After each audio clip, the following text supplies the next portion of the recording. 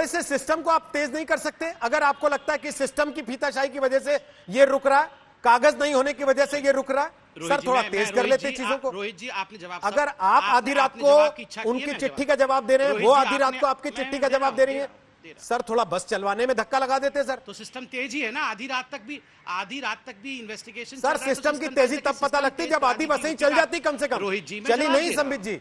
रोहित जी आपने सवाल पूछा, बिल्कुल सुना मैंने, मैं 10 सेकंड में जवाब देता हूं क्योंकि बाकियों के पास भी आपको जाना है। आपने कहा उत्तर प्रदेश के सिस्टम को तेज कर दीजिए। रोहित जी आपको याद होगा मैं परसों आपके साथ डिबेट में था, यहीं से बैठ के डिबेट कर रहा था कि किस प्रकार गाजियाबाद के रामलीला मैदान में हजारों की संख्या में श्रमिक इकट्ठे हो गए थे 4 घंटे के अंदर। श्वेता जी वहां मौजूद थी। 4 घंटे के अंदर इतने तेज सिस्टम ने अच्छे से मैनेज किया, बसें थी वहां पे, सबको अपने घर पहुंचाया। आज आपने तय किया है सिस्टम कि इन बिल्कुल मजदूरों को हमें ऐसे घुमाते ही रहना सड़क पे, मर जाएंगे सड़क पे, साइकिलों पे धक्के खाएं, पैदल इनकी टांगें टूट जाए, इनकी लाशें गिर जाएं, ये ट्रकों के नीचे कुचले जाएं, हम इनको घुमाते रहेंगे ऐसे ही। बिल्कुल ये आपने तय किया? बिल्कुल नहीं, बिल्कुल नहीं तय किया है। आपकी बातों से लग रहा है साफ। कौन वहां 12,000 बसेस चला रहा है? आपको लगता है ये 200 भी नहीं है, 100 बसेस भी जो खड़ी हैं वो भी अनफिट बसेस है, बस वही सब कुछ सॉल्व कर देंगे। मैं कह रहा हूं आप 10 भी चलाते ना सर, नहीं होगा, कागज आप 10 भी चलाते तो बाकी 850 पर आपके सवालों के साथ खड़े हो जाता। लेकिन आपने एक भी बस नहीं चलने दी, आप बैठ गए उसके आगे कुंडली मारकर, क्योंकि आप लोगों ने तय किया कि राजनीतिक नंबर गेम में हमारे नंबर से ज्यादा ना हो जाए इनका नंबर कहीं। कैसे नंबर ज्यादा हो जाएगा? कैसे नंबर? ये नंबर ज्यादा करने के लिए कर रहे हैं क्या? ये ना मतलब आप बता रहे हैं कि ये नंबर ज्यादा करने के लिए कर रहे हैं, आप तो खुद ही मान रहे हैं। आपको यही तो लग रहा है, इसीलिए तो आप रोक रहे हैं। नहीं हमें लगता नहीं, हमें आपको यही तो लग रहा है। मैंने तो नहीं कहा नंबर ज्यादा, इसलिए तो रोक रहे हैं। मैंने इतने देर तक एक्सप्लेनेशन दिया, कहीं भी नहीं कहा कि वो नंबर ज्यादा करने की कोशिश कर रहे हैं। मैंने कहा इनके पास नंबर है तो कम से कम कांग्रेस शासित राज्यों की तो चिंता करे। बांद्रा में क्या हो रहा है? मैं अभी पूछूंगा राजस्थान में क्या हो रहा है, मैं आराधना जी से सवाल पूछूंगा। राज्यों में क्यों नहीं कर रहे हैं? पूछते रहिए ये सवाल कांग्रेस से, रोज पूछिए, 4 बार पूछिए, 5 बजे भी पूछिए, 6 बजे भी पूछिए आज तक पे बैठ के। लेकिन इस सवाल का जवाब तो आपको देना पड़ेगा कि आपने बाकी की बसें चलने क्यों नहीं दी। और मैं आपसे एक बात कह रहा हूं संबित जी, थोड़ी देर के लिए भूल जाइए आप राजनीतिक पार्टी के प्रवक्ता हैं, थोड़ी देर के लिए भूल जाइए आप सरकार का पक्ष रख रहे हैं। एक आम आदमी के तौर पर जो सड़क पे धक्के खा रहा है मजदूर, उसको जाके इस बात के लिए कन्विंस कर दीजिए इनका कागज ठीक नहीं था इसलिए हमने तुमको बस में नहीं बैठने दिया। देखिए रोहित जी, मैंने आपको आरंभ में भी कहा और बिल्कुल शांत भाव से कहा कि ये बिल्कुल आप जो कह रहे हैं ऐसा लग रहा है कि मानो हम असंवेदनशील हैं, ऐसा नहीं है। अगर कागजों के बिना आप कोई भी कार्यवाही करते हैं और खास करके जब आप सरकार में बैठे हुए हैं, मुख्यमंत्री हैं, तो उसका एक बहुत बड़ा भुगतान बाद में अनहोनी होने पे आप ही को करना पड़ता है। सर, और देखिए रोहित सरदाना उस समय भी मुझे नहीं छोड़ेगा, उस समय भी मुझे बहुत चिल्ला के रोहित जी पूछेंगे कि अरे संबित पात्रा जी आप बताइए बिना कागज वाली गाड़ी में आपने क्यों भेज दिया, उसके पास तो फिटनेस सर्टिफिकेट ही नहीं था।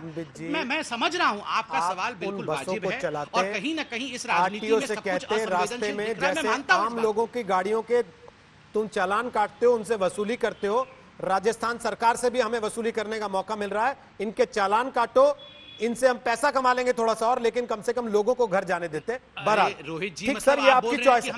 हम सरकार आपकी है सर, कागज नहीं है हम उसको चलने दें। आम आदमी क्या सर, सरकार आपकी है, उसके क्या बिसात में तो खड़ा रहेगा वहां चौराहे पे सर, इंतजार करता रहेगा कि आप ओके करेंगे तो बस चलेगी। एक राज्य में सरकार हमारी है, दूसरे राज्य ठीक है सर रोहित जी, एक राज्य में सरकार मैं तो कह रहा हूं ना सर, दोनों राजनीतिक पार्टियां, आप दोनों का दावा ये है, कागज नहीं है, आप दोनों का दावा यह है कि हम मजदूरों का भला चाहते हैं, वो भले के लिए बस चला रहे हैं, आप भले के लिए बस रोक रहे हैं सर। दोनों का दावा भला करने का है और दोनों की भलाई के चक्कर में वो मजदूर सड़क पे अपनी ऐसी की तैसी करा रहा है पिछले 3 दिन से इंतजार में कि शायद कोई बस चलेगी तो मुझे बैठने का मौका मिल जाएगा।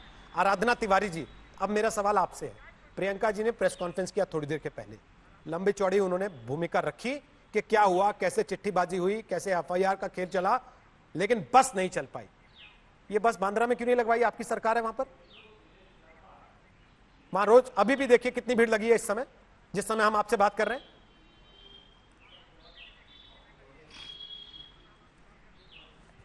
सबसे पहले तो रोहित जी धन्यवाद, आपने इस बड़े महत्वपूर्ण विषय को आज इस चर्चा में रखा है, क्योंकि मैं उत्तर प्रदेश से हूं और लगातार यहाँ पे हो रही जो प्रवासी मजदूर हैं, इनकी जो समस्याएं हैं उससे हम लोग रोज़ जूझ रहे हैं। हम रोज़ दुर्घटनाएं देख रहे हैं और रोज़ जो इन प्रवासी मजदूरों की, जो महिलाओं को प्रसव पीड़ा उठानी पड़ रही है, जिस तरह से उनके पैरों में छाले पड़ रहे हैं, जिस तरह से दुर्घटनाएं सड़क पे हो रही हैं, वो हम रोज़ देख रहे हैं।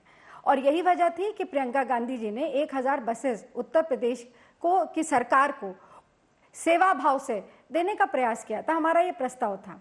मैं आपके सवाल के पहले जो संबित जी ने एक बात कही और आपने उस पर चर्चा की, मैं उसमें भी आपको एक आंकड़ा प्रस्तुत करना चाहती हूँ। संबित जी ने कहा और आपने आपके टीवी स्क्रीन पे दिखा भी कि 297 बसेस अनफिट पाई गई। मैं सही आंकड़ा बोल रही हूँ, 297 बसेस अनफिट पाई गई। ये अनफिट का जो क्राइटेरिया है उसमें यह है कि या तो उनके पास फिटनेस के पेपर्स नहीं थे और या उनका इंश्योरेंस नहीं था, जैसा कि डिप्टी चीफ मिनिस्टर ने अपनी प्रेस कॉन्फ्रेंस में भी कहा।